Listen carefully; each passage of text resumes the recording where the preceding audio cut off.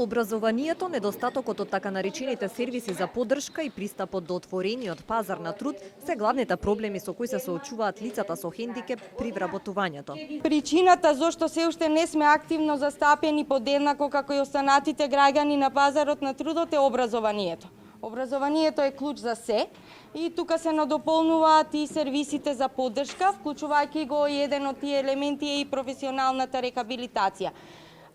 За жал, ќе треба да се преземат сериозни мерки во насока да се поотвори училиштето, односно образовниот систем, да може да се вклучиме поактивно во истиот, но во исто време ќе мора државата да работи на развивање на тие сервиси за поддршка, ако што ќе бидат во линија со Конвенцијата за правата на лицата со хендикеп.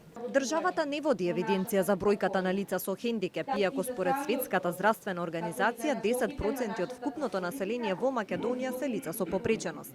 Немањето официјални статистики е сериозен проблем за државата, бидејќи ако нема бројки не може да се носат поефективни политики за овие лица во сите сегменти, вклучувајќи го и вработувањето. Се уште немаме дефинитивно, односно некоја статистика, евиденција колку лица со хендикеп се вработени во отворениот пазар на труд, а постојат и лица со хендикеп кои што не се евидентирани како лица со хендикеп, а работат во отворениот пазар на труд.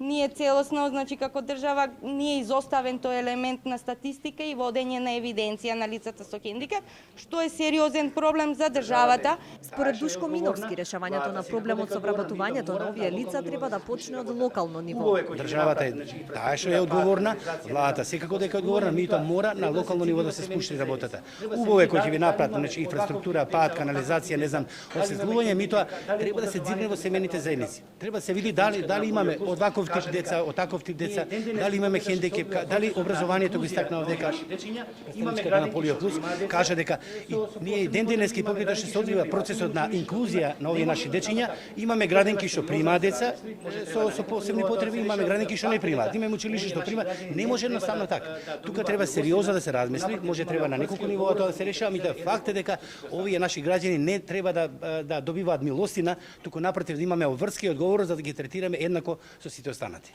Денеска Сдружениото Полио Плюс организираше конференција со цел да го покрене прашањето за вработувањето на лицата со хендикеп и да ја унапреди професионалната рехабилитација на овие лица преку нов модел за активно вклучување на отворениот пазар на труд.